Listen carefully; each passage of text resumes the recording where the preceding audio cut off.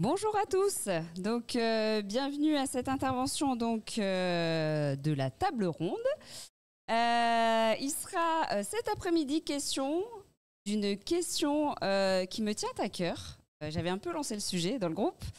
Vendre sans vendre, est-ce une utopie sur les réseaux sociaux? C'est de ça dont il va s'agir cet après-midi.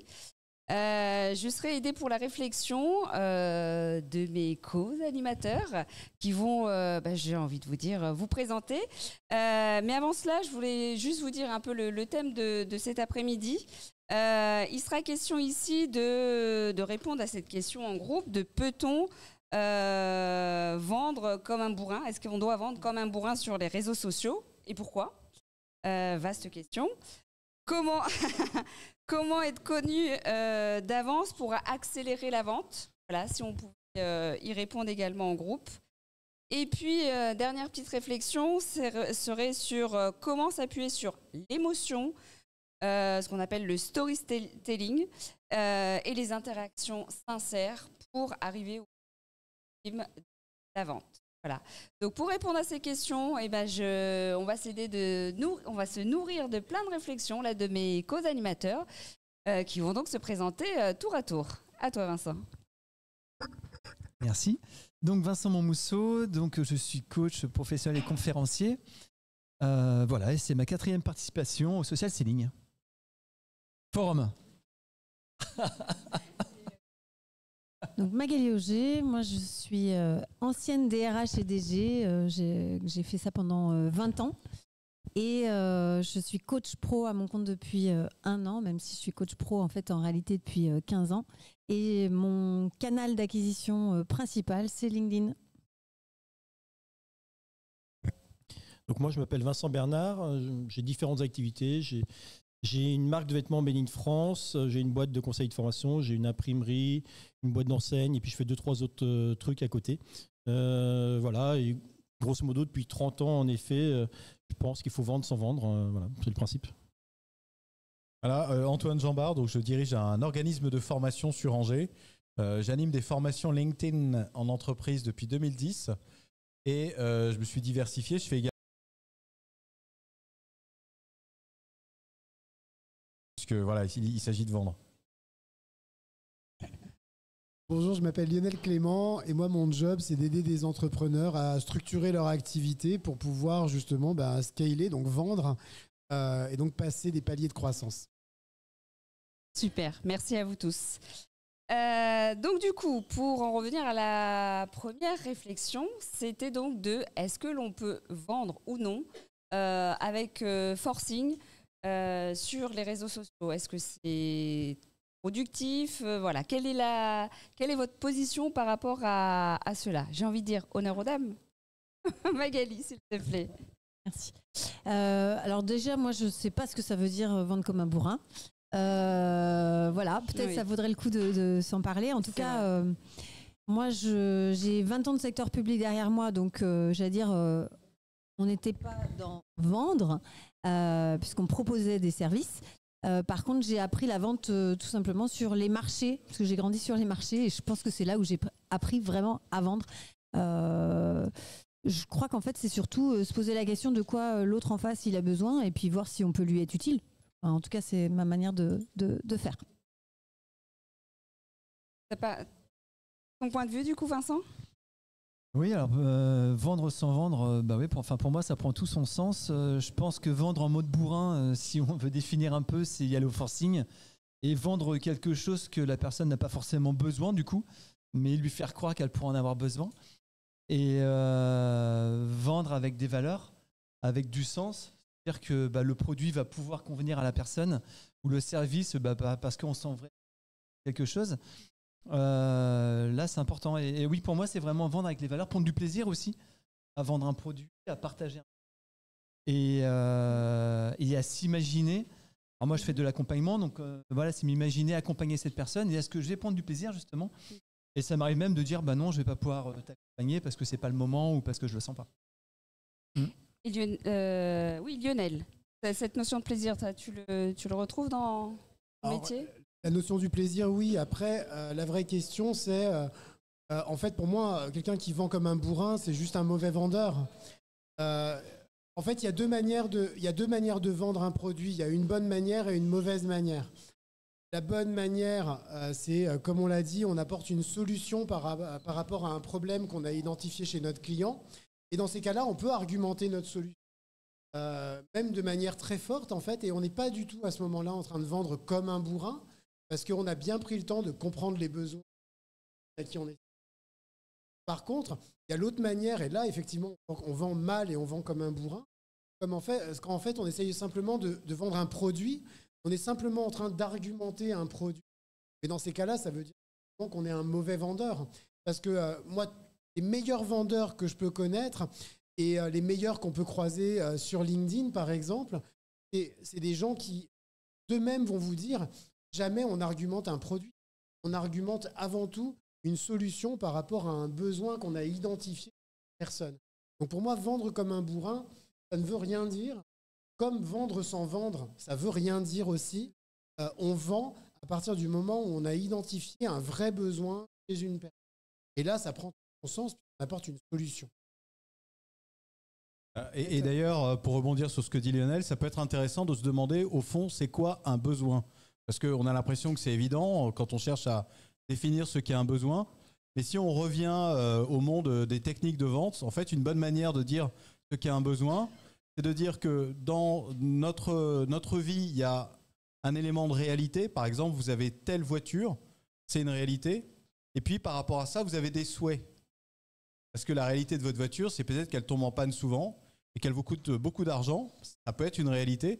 Et donc, vous souhaitez avoir une voiture, pas forcément neuve, mais qui au moins ne tombe pas en panne. Et en fait, un besoin, c'est quoi ? C'est une situation d'écart entre d'une part une réalité et d'autre part des souhaits. Par exemple, réalité, j'ai mal au crâne. Le souhait, que ça s'arrête. Il y a bien un écart. Ce qui va me permettre de combler l'écart, c'est une aspirine. Et en fait, vendre sans vendre, finalement, c'est peut-être avoir une stratégie de contenu qui investigue ces différents champs, qui va questionner les cibles sur leur réalité, qui va les interpeller sur les possibles. Et c'est comme ça qu'on va faire apparaître dans leur tête le besoin, en tout cas une prise de conscience. En fait, un besoin par rapport auquel on arrive à vendre, c'est un besoin dont la cible a un minimum conscience quand même. Donc, dans la stratégie de contenu, pour faire du contenu qui vende, voilà, travailler sur ces éléments de ce que c'est qu'un besoin. Voilà, c'était un peu théorique, mais c'est intéressant de regarder c'est quoi un besoin. Vas-y. Oui, je veux bien avoir l'avis de Vincent. En fait, le principe de la vente, je pense, en tant que je suis un commerce, c'est pas vendre, c'est faire acheter. C'est tout simplement ça. Ça reprend exactement ce que... Et sur les réseaux, comment faire acheter ? C'est donner envie. Donc c'est raconter une histoire, donner ses valeurs, dire en quoi on croit, et puis voilà, que les gens aient envie de nous acheter. Mais quand on rentre dans un magasin, si on a un vendeur qui nous saute, c'est ma plus belle promo, regarde la télé, machin, tu n'achèteras jamais, quoi. Le principe, c'est que c'est le client qui achète, c'est pas le vendeur qui vend. Le vendeur, il doit essayer de mettre toutes les conditions, et pas pour que l'autre ait acheté, ait désiré. On partage les mêmes choses. Donc du coup, on en revient sur cette question finalement de storytelling, l'émotion, l'histoire. Si on se projette dans ce que vous proposez, enfin nous en tant qu'entrepreneurs, ce que l'on propose, ensuite aller vers un acte d'achat. Donc comment vous entretenez justement cette histoire de storytelling de votre côté ? Toi, du coup, Vincent. En fait, alors moi, je fais pas du storytelling à proprement parler. Je vais plus faire des vidéos, plus pour que les gens, en fait, me connaissent davantage, puissent voir ma façon d'être ou ma façon de penser, mes valeurs, et si ça peut leur correspondre. Et du coup, le fait de parler de soi, c'est aussi... je vais jamais parler de mon produit, en fait. Je vais jamais parler de mes coachings. Je vais plus amener les personnes dans un univers pour que ces personnes puissent s'identifier, se dire moi j'aimerais bien aller dans cet univers. Comme avec un produit, si on veut une voiture, je m'imagine conduire cette voiture. Les publicitaires, pour vendre une voiture, ils vont jamais ouvrir le capot et dire voilà c'est tel moteur ou tel moteur. On voit une famille qui roule près de la mer, c'est super joli. On se dit mais moi j'ai envie de vivre ça. Donc en fait c'est vraiment passer des émotions au maximum. Et à travers le storytelling, plus on va passer d'émotions, plus on va être, entre guillemets, vulnérable, mais j'appelle ça une bonne vulnérabilité. En fait, c'est se faire connaître et être prêt à être critiqué aussi. Ça fait partie du jeu. On peut pas plaire à tout le monde. Non, et c'est pas le but d'ailleurs. C'est pas le but, effectivement. Ton avis, Lionel? Pour moi, un bon storytelling, pour en avoir fait pas mal, un bon storytelling, c'est surtout parler de l'histoire du client. En fait, s'il y a un moment, on comprend rien à ce que le client vit et ce pourquoi à un moment il pourrait avoir besoin de produit, ça n'a pas grand intérêt. Donc finalement, votre histoire à vous en tant qu'entrepreneur, oui, elle est intéressante. En fait, le seul intérêt de notre histoire en tant qu'entrepreneur, ça peut être de susciter un peu d'identification, ce genre de choses, que la personne elle se retrouve dans qui vous êtes, mais c'est pas ça qui va la faire acheter. Ce qui va la faire acheter, c'est uniquement qu'elle se dise tiens, l'histoire que ce mec est en train de me raconter, c'est l'histoire que je suis en train de vivre. Et donc, ça peut m'aider. Alors, ce qui fonctionne bien, qu'est-ce qui peut bien marcher comme storytelling? C'est pour ça que c'est aussi important, par exemple, de mettre en avant des cas clients. Le fait de dire, par exemple, j'ai accompagné telle personne. Alors, moi, je parle beaucoup de mes produits, contrairement à ce que. Oui, c'est paraître antinomique avec ce que je disais avant, mais moi, j'en parle énormément. Mais j'en parle dans le sens, voilà, j'ai accompagné tel client, voilà où il en était avant. Voilà où il en est aujourd'hui, voilà ce que maintenant il est capable de faire qu'avant il n'était pas capable de faire. Ce que je vous raconte là, c'est une histoire, au sens le plus strict du terme.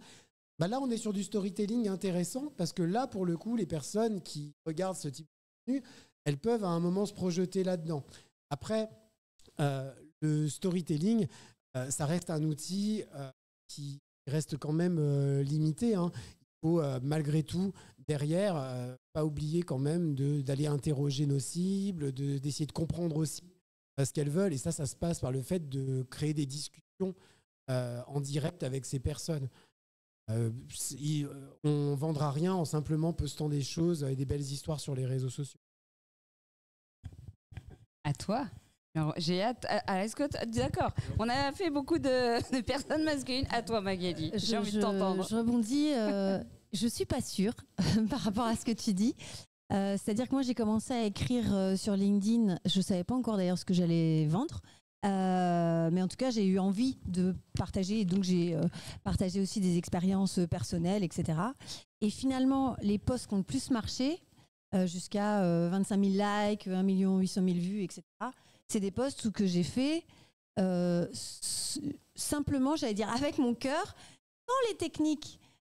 Puisque je les avais pas, je les connaissais pas à l'époque, de copywriting, de storytelling, etc. Je savais même pas ce que ça voulait dire, pour être tout à fait honnête. Et finalement, depuis que j'essaye d'appliquer les techniques qui sont censées marcher, ça marche moins bien. Donc j'ai arrêté de me prendre la tête, je me suis lâché la grappe et je continue à faire comme je le sens avec mon cœur parce que je pense qu'effectivement c'est la connexion émotionnelle qui fait que. Et pour le coup, j'ai pas de tunnel de vente, j'ai pas de page de vente, j'ai pas de mailing, j'ai pas tout ce qu'on peut nous vendre, voilà, où justement on nous dit que pour que ça marche, il faut faire ça. Et en fait, j'ai des rendez-vous découvertes qui sont pris dans mon agenda tous les jours. C'est ce que tu disais tout à l'heure, on m'avait dit le coaching, ça se vend pas, ça s'achète, et je confirme. Et pourtant, je ne fais que raconter des anecdotes, des choses, des points de vue. Alors des fois... effectivement, il faut être prêt à ce qu'il y ait des haters. Parfois, on a des gens qui vont nous dire que c'est impudique. Mais en fait, moi, je le fais comme je le sens. Et je partage bien ce que j'ai envie. Ça me regarde. Et si ça fonctionne, voilà. Et si ça dérange, ils n'ont qu'à pas me regarder, ils n'ont qu'à pas me lire. Et voilà, au moins, ceux qui viennent vers moi, souvent, c'est des gens, effectivement, avec qui j'ai envie de travailler. Et je prends beaucoup de plaisir. Et je crois que c'est ça aussi la clé. Tu voulais interagir, Antoine? Oui, sur la question du storytelling. Parce que si je vous demande c'est quoi le storytelling, vous allez me dire c'est le fait de raconter des histoires. En fait, à mon avis, le storytelling, c'est plus fort que ça. C'est scénariser. Un bon film, c'est pas une bonne histoire, c'est surtout un bon scénario. Et en fait, dans un scénario, d'un film ou dans un livre, il y a des protagonistes, il y a un héros, une héroïne, il y a une situation de départ, il arrive quelque chose qui va déranger la situation de départ. Ensuite, on va avoir des péripéties. Et à la fin, on a une chute, le héros, l'héroïne s'en sera tiré, ou pas, mais en tout cas, elle est dérangée par rapport à sa situation de départ. Et donc, si on veut faire du storytelling, on peut soit se mettre en scène soi-même, on scénarise son propre personnage, ou bien on peut créer, c'est ce que je fais personnellement, je me suis amusé à créer des personnages complètement fictifs, auxquels je donne des prénoms un peu rigolos, et je les fais vivre des situations qui visent à montrer vraiment... en fait, ce que je veux, c'est que le lecteur se projette, se dise plus ou moins consciemment, ouais, Jean-Pascal, ça pourrait être moi. Ou ouais, bah, ce qu'il a vécu, ce qu'elle a vécu, c'est exactement ce que je vis. Et le storytelling qui marche, c'est comme un film. Quand vous êtes accro à un film ou à une série, c'est bien parce que vous êtes capable de vous identifier à un personnage. S'il n'y a aucun personnage auquel vous vous identifiez, ça ne marche pas, vous allez décrocher. Voilà, donc juste pour pousser un peu la réflexion sur le storytelling. Et toi, Vincent, tu te mets dans ce mood-là du storytelling? Oui, alors étant plutôt un défenseur du Made in France, j'aime pas trop ce mot-là, mais... Pardon, comme tu dis en français, ouais. Mais je raconte des histoires, c'est très bien. mais surtout je raconte mon histoire. Je pense qu'il faut surtout en effet être honnête et sincère. En effet, moi, pour différentes raisons, j'ai eu des histoires qui ont fait du buzz et sur LinkedIn et ailleurs. Et en effet, je l'ai tout le temps raconté sincèrement et honnêtement, et en défendant aussi ses valeurs. Après, il faut comprendre un peu aussi. Il faut essayer de se mettre à la place de la personne en face. Donc moi, entre autres, sur cet aspect multi-activité, les gens me disent, putain, mais rien, quoi. Et en effet, j'ai compris, j'ai essayé de trouver le lien quand même entre tout. C'est cohérent, mais les autres, je veux bien que c'était pas cohérent. J'ai trouvé un lien qui est le Made in France. Je fabrique des produits, à moins de 50 ans de mon lieu d'habitation. Et après, différentes sortes de produits. C'est là où il faut quand même... Ouais, les gens sont perdus sinon. Et voilà. Donc il faut essayer de se retrouver et raconter les histoires de façon vraie. Je suis complètement d'accord avec toi aussi. Alors, entre autres, Facebook était venu vers moi une fois. Je ne comprenais pas pourquoi mes posts marchaient beaucoup. Et alors que je respectais aucune consigne et que je faisais des fautes d'orthographe. Entre autres, à l'époque où j'avais un atelier de confection, je dis mais je suis un atelier de production. Donc je parle comme le paysan de Vendéen que je suis, quoi. Et puis ça marchait parce que je parlais comme le paysan de Vendéen. Et quand j'ai eu des petites nanas à bac plus 4 ou 5 en communication, ça marchait beaucoup moins bien, alors que c'était bien la page qui parlait, c'était pas mon profil. Donc en effet, je pense qu'il faut être, pas de faire des fautes d'orthographe à tout prix, mais faut être authentique et soi-même. Et globalement, en effet, les réseaux, ça sert, mais normalement, si vous allez me voir sur les réseaux, je dois être à peu près comme je suis, parler à peu près de la même façon. Je pense que c'est ça le plus important, quoi. On est bien dans ça. Le vrai, c'est quand on donne l'émotion et qu'on en est authentique. Voilà, je vois bien l'intérêt que ça a. C'est chouette. Du coup, par rapport à la vente elle-même, qui est donc la finalité, vu qu'on est donc au Social Selling Forum, donc il est bien question de selling, donc de vente, est-ce que les réseaux sociaux sont un véritable accélérateur pour vous, Vincent? Oui, clairement. On a besoin de visibilité. Quand on veut vendre quelque chose, on a besoin de visibilité. Donc les réseaux sociaux permettent d'avoir cette visibilité. Et les réseaux même physiques. Donc oui, c'est pour ça que pour moi, c'est important d'y être, de communiquer, d'interagir aussi. C'est pas juste publier, hein, tu en parlais ce matin, Clément. C'est aussi interagir, bien évidemment, se faire connaître à travers les réseaux, faire connaître une expertise pour que des personnes puissent se retrouver là-dedans et être intéressées. Voilà, il y a Auchan en face. Voilà, Auchan, ils sont ici. Mais s'ils voulaient vendre comme Amazon que sur le net, ils ont besoin de faire de la publicité, ils ont besoin d'être présents sur les réseaux sociaux, en fait. Auchan, je ne sais pas s'ils sont présents sur les réseaux sociaux, c'est pas sûr. J'en sais rien. Je pense. Ils sont. Si, ouais, si. Je les ai tagués hier, pour la pub aujourd'hui. Donc ouais, pour moi, c'est important d'être sur les réseaux, c'est clair. Ouais. Ça marche. À toi, Magali. Position sur l'accélération. C'est même pas une accélération, pour moi, c'est la naissance. C'est-à-dire que moi, aujourd'hui, c'est 99% de mes clients, ils viennent via LinkedIn. Et pourtant, même si j'ai un gros réseau en dehors de LinkedIn, je connais plein de gens, mais c'est pas forcément eux qui m'achètent, ou en tout cas pas aujourd'hui. Et donc, moi, c'est central, en fait. Hein, c'est mon canal d'acquisition principal. Après, ça a supposé aussi que j'apprenne à la logique de LinkedIn, l'état d'esprit, le fonctionnement de l'algorithme. Moi, au début, j'écrivais, ça pouvait me prendre à 1h du matin, je publiais, je comprenais pas. Oui, forcément, s'il y a personne qui est connecté au moment où on publie, ça marche pas. Hein. même si le truc est super intéressant. Donc voilà, après j'ai appris les codes et j'ai adapté ma manière de faire au code. Mais ça, c'est toujours moi et c'est toujours le même contenu et voilà, j'ai appris. On est d'accord. Ah, Antoine, non, on va, sans faire la queue leu, mais comme je vois que tu as envie de dire quelque chose. Ouais, alors on parle énormément de contenu, hein, parce que quand on pense réseaux sociaux, tout de suite on est obsédé par le contenu. Il n'y a pas que ça, en fait. Il y a aussi le carnet d'adresses que l'on développe. Et la question comment être connu d'avance pour accélérer la vente, c'est une des questions. Déjà, une des conditions, c'est d'être connecté aux bonnes personnes. Si vous souhaitez, par exemple, vendre des produits industriels uniquement à des PME dans la région dans la région du Poitou, et que vous êtes connecté uniquement à des éleveurs de poneys en Irlande, ça va être vachement dur, en fait. Ça va être très, très dur. Donc déjà, se demander qui sont nos cibles. J'ai horreur du mot cible, mais on n'a pas mieux. Voilà, nos clients préférés. Le bon client, c'est celui qu'on aime. Sincèrement, parce qu'on a envie de le servir et on est là pour ça. Voilà, c'était le cri du cœur de passage. Mais voilà, donc on va identifier ces clients qu'on aime, qu'on aimerait aimer parce qu'on aimerait qu'ils deviennent clients. On va se connecter à eux et comme ça, ça va permettre d'être connu d'avance. Voilà. Est-ce que vous allez infuser, distiller entre guillemets la bonne parole, prêcher la bonne parole, là où vous souhaitez que ce soit fertile. Pas forcément chez les éleveurs de poneys en Irlande. Voilà, donc l'audience, pas juste le contenu. Tu vends en Irlande, toi on Made in France, Vincent? Non, parce que par définition, le Made in France, je choisis de le vendre qu'en France. Mais c'est un vrai choix. Ouais. Par contre, pour accélérateur, j'ai 2 exemples en tête. Il y a 7 ans, quand j'ai repris un atelier de confection et de sérigraphie qui était archi pourri, qui faisait 300 000 de chiffres, il fallait le booster vite. Avant, je n'étais pas sur les réseaux sociaux. J'ai compris, alors là aussi, la première fois Facebook, qu'on avait tous 200 copains sur Facebook et que c'était facile de toucher nos copains de nos copains, c'est-à-dire 40 000 personnes. Ah, donc ça m'a intéressé. Et grosso modo, je suis passé de 300 000 euros de chiffre à 3 millions de chiffres en 2 ans. Ce que je n'aurais pas pu faire. Dans ma première vie, j'étais dans le monde de la bureautique, donc je me déplaçais porte à porte. Ça, c'était pas possible de faire une croissance de x10 en 2 ans. Là, c'était possible et toucher en effet des personnes, c'est là où je te rejoins, auxquelles on ne pensait pas et qui ont boosté. Donc moi, pour ma marque, par exemple, moi, je suivais Philippe Croison, c'est alors ce que je disais, Jarry, Jamy, et ces 3 personnes-là ont mis en avant ma marque. Moi, je les suivais et c'est eux qui ont lancé ma marque. Entre autres, c'est Philippe qui a lancé la marque.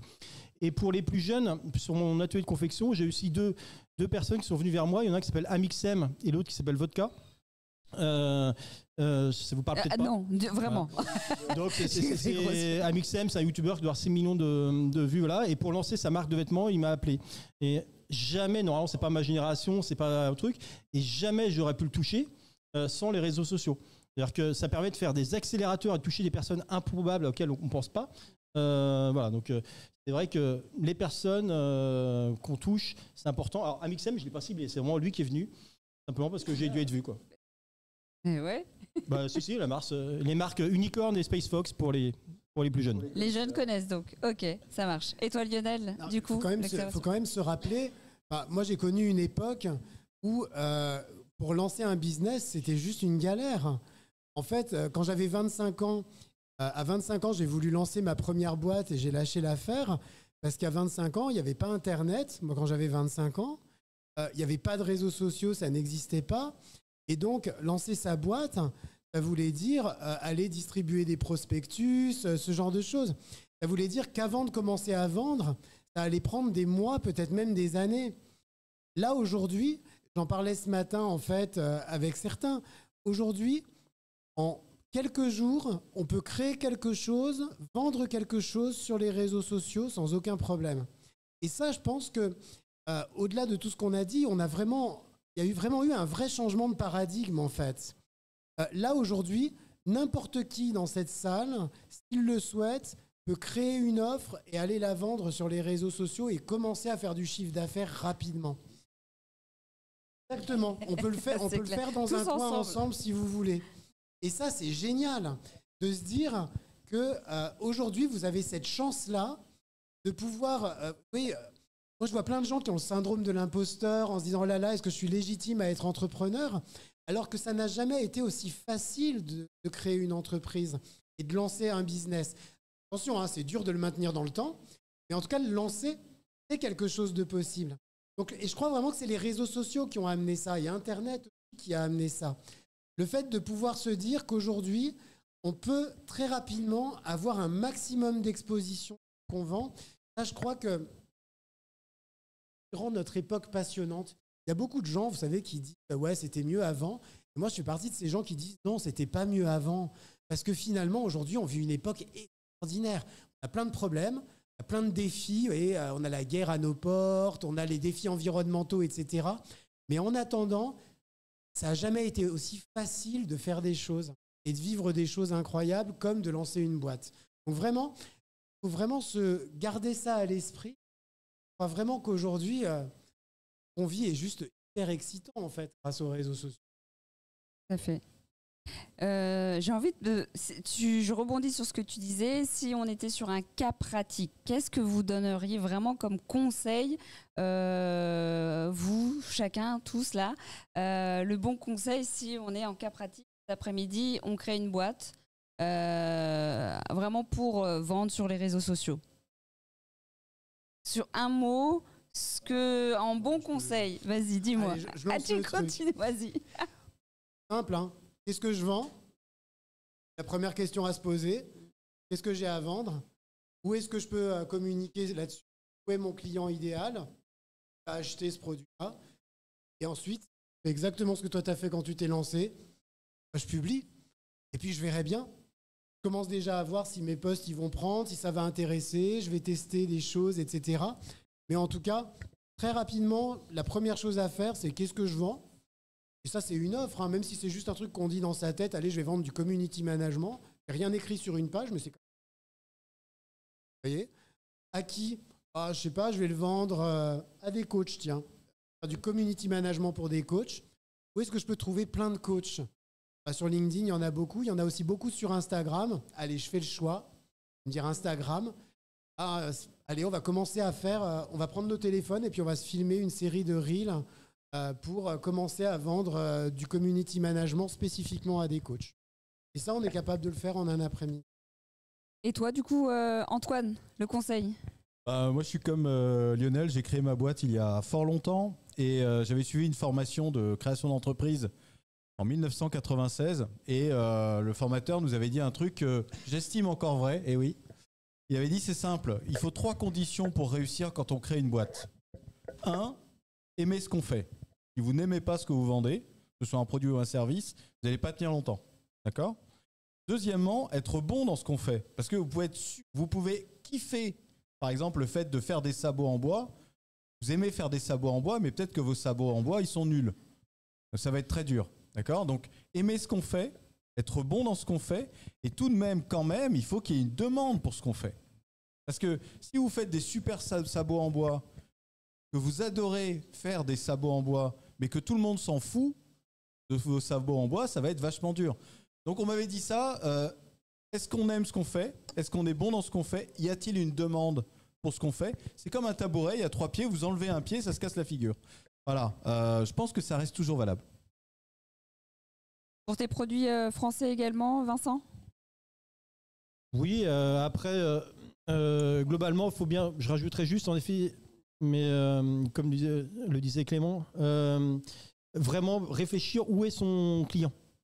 C'est-à-dire que par exemple, pour mes produits français, normalement en textile, on est plutôt sur Insta, voire sur Jeune, sur TikTok.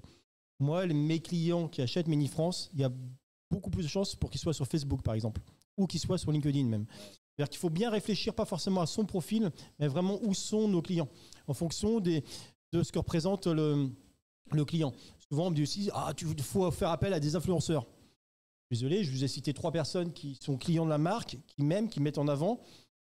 Ils ont très peu d'impact en fait, parce que autant sur une marque jeune, d'influenceurs jeunes, il y a un impact. Quand on parle d'Amixem, ça, c'est des choses incroyables. Autant sur mes influenceurs à moi de Made in France, non, il n'y a pas d'impact. Ou mes influenceurs, c'est peut-être étonnant, c'est d'autres auxquels on ne pense pas forcément. Moi, mes influenceurs, c'est Montebourg, c'est Gégo, c'est Guillaume Gibaud du slip français. Voilà. Donc, il faut réfléchir un petit peu à ça et où sont mes clients surtout. Et comment toucher mes clients et comment communiquer différemment suivant les endroits. Parce qu'en effet, entre LinkedIn et Insta, on ne communique pas du tout de la même façon. Toi, Magali, ton conseil alors? J'ai réfléchi au conseil que j'aurais aimé en... Je suis les directives. J'ai réfléchi aux conseils que j'aurais aimé entendre quand je me suis lancée. Je souscris évidemment à tout ce qui a été dit. Ce qui a été important pour moi, ça a été de travailler sur la connaissance de moi-même et de me dire qu'est-ce qui me distingue entre guillemets des autres. Vous voyez, par exemple, quand j'ai dit que je voulais être coach pro, et parce que je faisais ça bénévolement depuis 15 ans, on m'a dit non mais tu sais, les coachs, il y en a tellement, il y en a qu'1% qui arrivent à en vivre. C'est chaud, hein. On se dit oh là, je sais pas si j'ai envie d'être un énième coach. Et je me suis dit bon, comment je peux faire pour à un moment donné me distinguer? Qu'est-ce qui fait que je suis pas le même coach que l'autre en fait? Et donc, ça m'a invité à réfléchir à ma carrière, à mes convictions, aux causes auxquelles j'ai envie de contribuer. Quels sont les gens avec qui je prends plaisir à discuter? Qu'est-ce qui fait sens? Et puis, évidemment, où est-ce que je suis experte, etc. etc. Ça, c'était un premier point qui a été pour moi important, donc la connaissance de soi. Ensuite, ne pas me disperser. Moi, j'ai décidé d'être que sur LinkedIn. Je suis pas sur Insta, j'ai pas de compte, etc. Donc ne pas me disperser et être régulière là où je suis et maîtriser vraiment le réseau social sur lequel je suis. Si aujourd'hui je suis à 46 000 abonnés, c'est parce que je publie régulièrement et que je suis pas sur les autres réseaux. Parce que je connais cet algorithme-là, mais je ne connais pas du tout la culture des autres réseaux. Après, c'est faire aussi la forme qui me convient. Pour l'instant, j'ai fait qu'un live avec Loïc, mais je me suis dit ouais c'est super, j'ai aimé et donc je vais en refaire. Mais voilà, jusqu'à présent j'étais que sur du contenu écrit. Et puis un truc que vraiment j'ai appris cette année, c'est d'aller parler avec mes personas, donc que je connaissais même pas le mot il y a un an, hein, je vous l'ai dit. Donc c'est en gros le client idéal avec lequel j'ai envie de travailler, donc ma cible. Et en fait, pour une raison simple, moi-même, je suis le type même des clients que j'accompagne. Donc, j'avais l'impression que c'était bon, j'avais pas besoin de les rencontrer, je les connaissais déjà, j'avais déjà vécu ce qu'ils ont vécu, etc.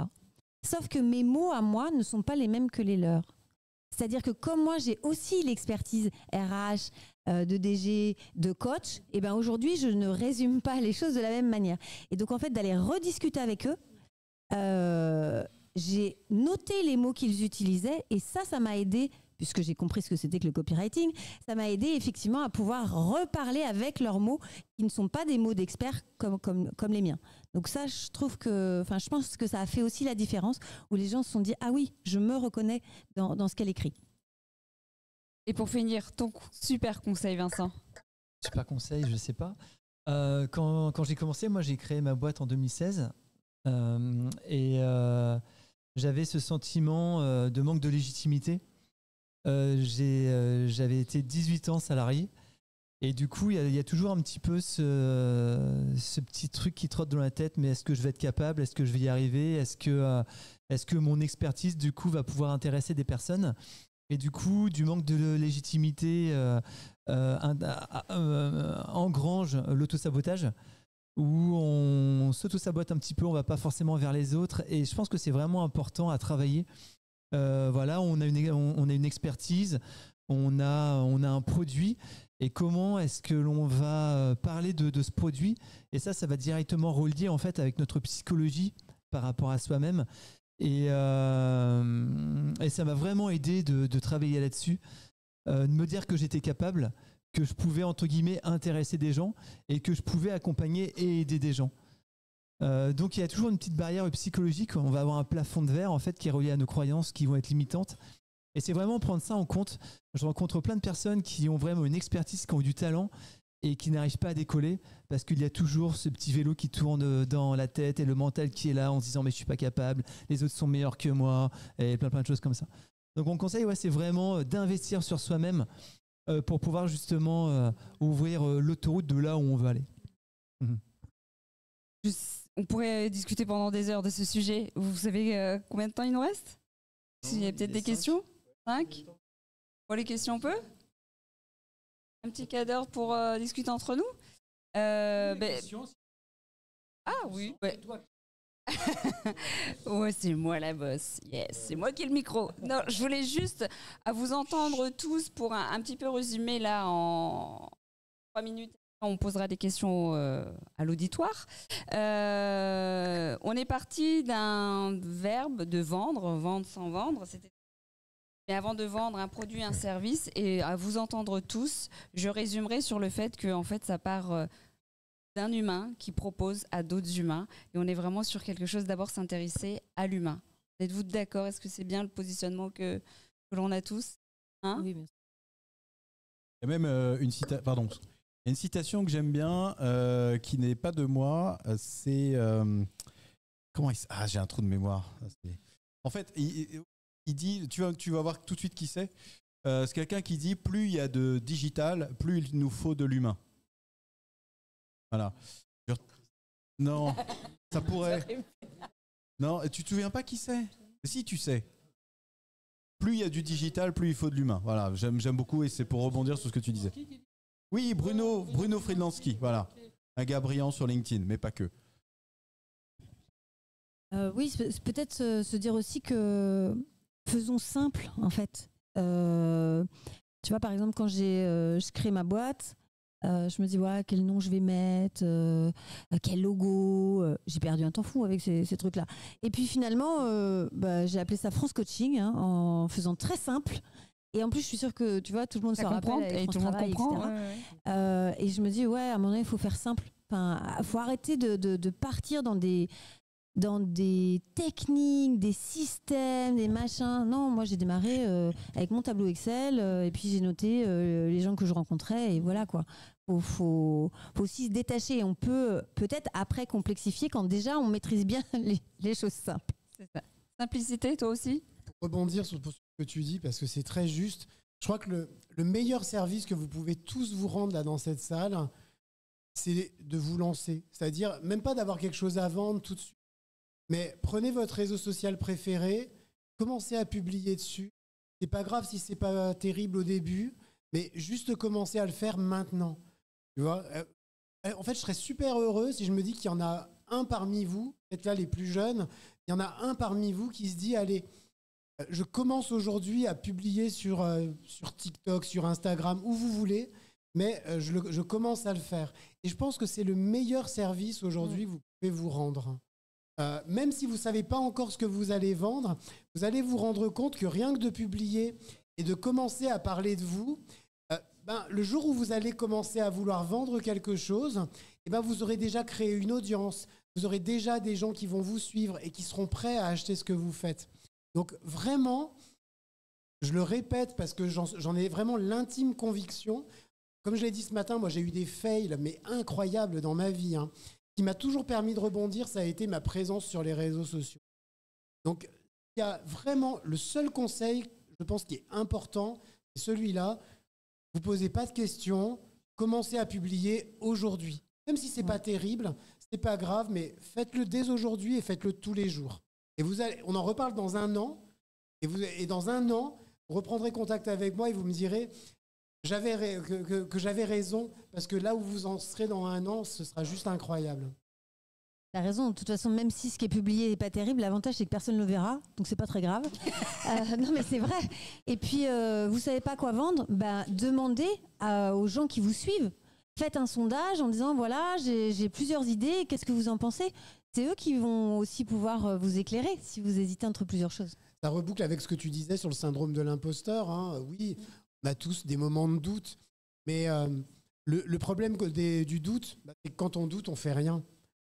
Faut faire. Le petit vélo qui tourne. C'est ça. Laissez le petit vélo, laissez-le tourner dans votre tête, et puis faites. Vous allez voir comme le simple fait de faire, ça change. Regarde, même il y a un an où j'en étais quand j'ai lancé ma boîte et où j'en suis aujourd'hui, et je me dis, c'est juste parce qu'à un moment, j'ai fait, je me suis pas posé de questions. J'ai fait un truc. Tout à fait. Et toi, du coup, un petit dernier conseil Marcher, c'est mettre un pied devant l'autre et recommencer. Et dans le déséquilibre. Ce sont les petits changements qui génèrent les grands résultats. Les gros changements génèrent le chaos. Les petits changements, ça peut être une petite habitude que l'on prend, mais qu'on prend vraiment. effectivement, publier tous les jours, c'est une excellente manière de faire de l'introspection, une sorte de psychothérapie avec soi-même, et vous allez finir par accoucher sans vous en rendre compte de votre projet d'entreprise. Les deux Vincent. Ah, les deux Vincent ont pris le micro en même temps. Vas-y. Moi, je voudrais dire aussi qu'il faut parler, pas hésiter à parler de ses passions. Et les réseaux, c'est pas que les réseaux sociaux, c'est pas que les réseaux d'entrepreneurs. J'ai un exemple assez concret en tête. Donc à côté de ça, je suis aussi président d'un club de ping-pong. Et au moment des JO, j'ai mis un petit post sur les Lebrun, parce que c'est à la mode. Et mine de rien, j'ai pas fait pour ça. J'étais juste content de dire que les Lebrun, ils étaient plutôt bien. Et depuis, avec ma marque textile, j'ai fourni la Fédération française de tennis de table qui avait remarqué qu'en effet, j'étais passionné de ping-pong et qu'en plus, j'avais une marque de fringues. Et via mon imprimerie, je suis aussi sur un gros business dans le monde du ping-pong. Mais je n'ai pas fait pour ça. Mais il y en a qui sont aussi passionnés de ping-pong et qui ont dit, bah tiens, c'est qui ce mec-là? Il fait de l'imprimerie, il vend des fringues. Et pourquoi il ne vendrait pas, quoi? Donc, ça connecte. Il y a des connexions. Ouais. Super. À toi, Vincent. Ouais, c'est clair. Et Vincent, c'est que tu fais des choses avec le cœur. En fait, voilà, tu as parlé de ça parce que tu es passionné de ça. Et du coup, ça se ressent. Et pour rebondir sur ce qui a été dit tout à l'heure, c'est il vaut mieux mal faire les choses que de ne pas les faire, en fait. Et c'est en mettant un pied après l'autre que l'on va s'améliorer, que l'on va progresser et que l'on va gagner en expertise. Mais si on attend que ça soit le bon moment et si on attend d'être parfait, on va toujours attendre demain. Et après, il y a des regrets qui arrivent. Et quand les regrets arrivent, on se dit « Ah, j'aurais dû le faire, j'aurais dû commencer. » Mais là, maintenant, il n'y a pas de meilleur moment que maintenant pour commencer. Vraiment. Super. Ben, merci beaucoup. Du coup, on est justement dans les questions. Je lance la minute question. Du coup, je nomme...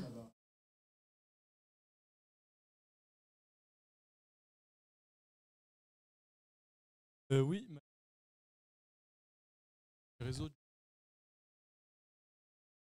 a donné votre conseil. C'est pour trouver un job, tu veux dire? Non? Ah oui.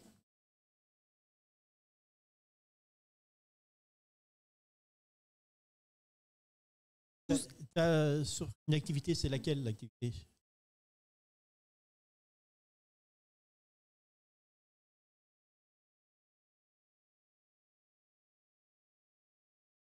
Vas-y.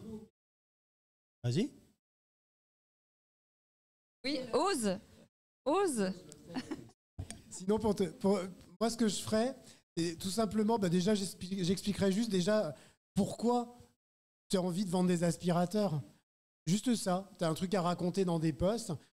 Pourquoi j'ai envie de vendre des aspirateurs? Pourquoi les aspirateurs, ça me passionne? Pourquoi j'ai choisi telle gamme d'aspirateurs? Pourquoi les aspirateurs que je vends, ils ont par exemple telle capacité d'aspiration? Pourquoi ils sont faits dans tel pays? Pourquoi c'est du made in France, par exemple? Tu vois, pourquoi toi, ma cible idéale, je pense que cet aspirateur, il est exactement fait pour toi. En fait, c'est là où le storytelling, on reboucle dessus.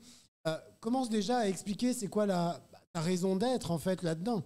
Alors, les gens, en fait, tu sais, à une époque, j'étais libraire, je dirigeais des librairies. Et j'avais un patron qui était très inspirant. C'était un vieux, vraiment un vieux monsieur, très sage. Mais lui, il était vraiment très vieux et très sage. Et il me disait un truc il m'a dit un truc un jour très intéressant. Il m'a dit, vous savez, Lionel, on vend des livres.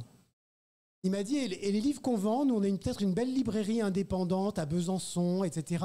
Mais c'est exactement les mêmes que ceux qui sont chez Prise Unique à côté. Il me dit, la seule chose qui est différente, en fait, entre le livre, parce que c'est le même livre, il a été fait au même endroit, c'est le même produit générique, la seule chose qui est différente, c'est notre raison d'être.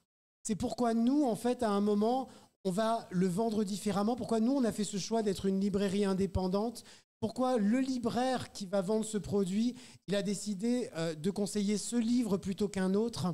C'est ça la différence. Et c'est ça qui va faire que les gens ils vont franchir la porte de notre librairie, mais qu'ils n'iront pas en fait à la grande surface en face. Ouais. Et ça, pour vendre des aspirateurs, rappelez-vous de ce qu'aura dit ce vieux monsieur que vous ne connaissez pas, mais pour le coup, je vous transmets cette sagesse. c'est la meilleure leçon pour aller vendre des aspirateurs demain. Super. Merci Lionel. Une autre question? J'avais une question aussi, pour en revenir sur le storytelling, justement.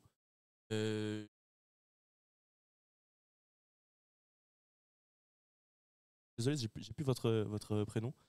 Mais sur l'aspect oui, sur l'aspect professionnel, ça marche de quelle manière, la manière de l'amener en fait. Alors, La question n'était pas forcément posée. J'avais l'impression que la vente. alors moi, j'ai surtout fait en effet du B2B. Et en effet, quand j'ai raconté mon storytelling, ce que je disais, je passais de 300 000 € à 3 millions en 2 ans, centré B2B. Après, sur ma marque, je suis en B2C. Donc pour moi, le storytelling marche avec tout le monde. Enfin, je pense qu'il n'y a pas de... Oui, il n'y a pas de différence. Je ne pense pas qu'il y ait de différence. Question.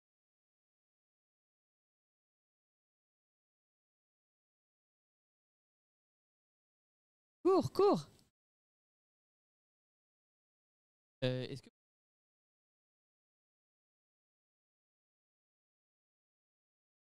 un compte, une marque ou quelque chose, Non. c'est impossible pour vous? Non. Oui. On reste dans Très belle l'humain. question et très belle conclusion.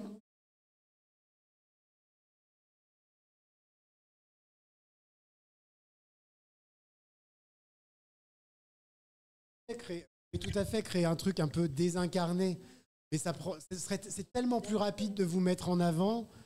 Au bout d'un moment, pourquoi se tirer une balle dans le pied juste parce qu'à un moment, on n'a pas envie de se mettre en avant? Si vous vous mettez en avant, vous allez juste gagner 5 ans. Donc autant gagner les 5 ans et s'éviter 5 ans de misère. Vous savez, la vie est courte. Vous êtes encore au tout début. Moi, j'ai passé le demi-siècle, là, il n'y a pas très longtemps. Je suis au bord de... Parce que je me rase les cheveux, c'est mon hack pour avoir l'air d'avoir 39 ans. Mais pour le coup, gagner ces 5 ans. Si c'est juste se montrer sur les réseaux pour gagner 5 ans, faites-le. Parce que, par contre, ça va être beaucoup plus galère et peut-être que vous planterez votre boîte juste parce qu'à un moment, les gens ne l'auront pas incarné. Regardez un truc comme Leclerc, par exemple. On parle des grandes surfaces. Leclerc, c'est hyper incarné, par exemple. Même dans des très, très grosses boîtes, aujourd'hui, il y a toujours cette idée quand même d'une incarnation.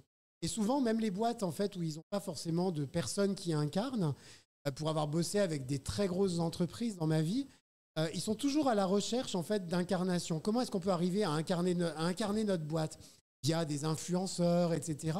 Mais vraiment, cette recherche à un moment de l'incarnation, elle est importante parce que ces boîtes, elles savent que c'est ça le booster. Dites-vous que de toute façon, si demain vous vous lancez, la seule chose que vous avez des millions, etc. Mais même là, vous n'êtes même pas sûr de réussir. La seule chose que vous avez, c'est vous, votre énergie, votre force, et puis votre volonté d'y arriver et de réussir. Donc mettez-vous en avant. Oui, c'est clair. Ouais, Bon, eh ben, moi, il y a le grand maître du temps qui me dit qu'on en arrive à la fin de cette table ronde. Merci à vous, chers co-animateurs. Merci pour tous ces avis partagés et merci à vous.